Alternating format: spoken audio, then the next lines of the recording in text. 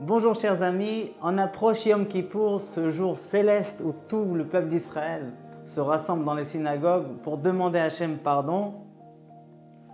Et il y a une mitzvah, une obligation de bien manger et boire la veille de Kippour, pendant la journée qui précède Yom Kippour.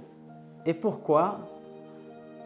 Rabbeinu Harosh, Rabbeinu Asher, qui était décisionnaire en Espagne pendant le XIIe siècle, il explique en fait la raison de cette mitzvah de bien manger, c'est pour avoir de la force pour le jeûne.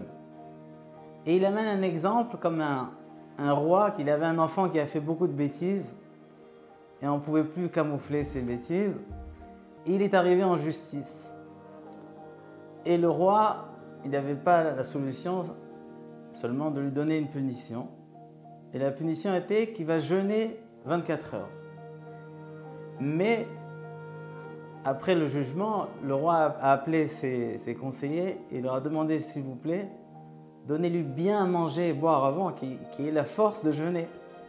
Parce que le jeûne, c'est juste pour avoir la réflexion, c'est pas pour punir. Une autre raison pourquoi cette belle mitzvah, le Rabbeinu Yonah, qui était aussi un des grands décisionnaires, il explique que c'est la joie qu'on prononce quand on approche le jour de Kippour. Comme si quelqu'un qui avait une grosse dette ou des gros soucis, et on lui a dit un jour fixe, il va y avoir quelqu'un qui va te résoudre tous les problèmes. Et comme ça, Akadosh Baruch Hu nous donne un jour dans l'année où on vient, on demande pardon, on fait tchouva et il nous arrange tous les problèmes. Tout ce que le Sahara va raconter du mal de nous pour ensuite provoquer des punitions, Akadosh Baruch Hu, il efface tout si on vient, on fait tchouva. Un des trois principes de la tchouva, c'est le vidouille, c'est-à-dire prononcer nos péchés. Et très intéressant que quand on lit le vidouille, on voit beaucoup de péchés, on a tendance à dire « moi, j'ai pas fait ça ». Par exemple, j'ai volé ou on a tué. Le Rambam a rencontré un tzaddik qui disait « moi, j'ai pas fait toutes ces choses-là, donc moi, je ne dis pas ça dans le vidouille ». Et il lui a dit « écoute bien, le vidouille, on le dit devant Hachem Yitbarach. Hachem Yitbarach est le roi des univers. Et selon sa degré de royauté, et selon combien on est petit devant lui, chaque fête, chaque pensée même, c'est considéré comme un péché. Par exemple, quelqu'un qui n'a jamais volé, mais parfois la nuit, il fait du bruit, il réveille ses proches. Quelque part, ça s'appelle du vol, il a volé le sommeil.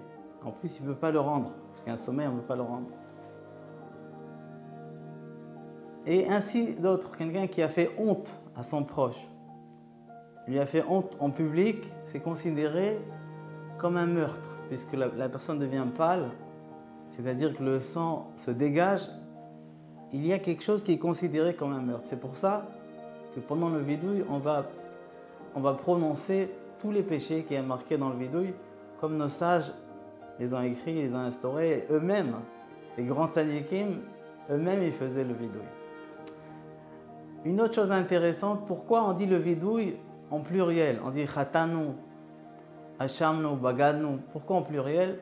Puisque chacun va prononcer ses péchés à lui et les péchés de sa famille. Et en plus, le Chida rajoute les péchés des Bnei Israël qui sont reliés à sa Neshama, puisque tous les Bnei Israël sont reliés, les Neshamot, une à l'autre. Et c'est ça le secret de Kol Israël à Ravin Zelazé, qu'Hachem nous donne une belle et douce année, qu'on puisse faire Tchouva Shlema et Yom Kippour Sameach, Shana Tova.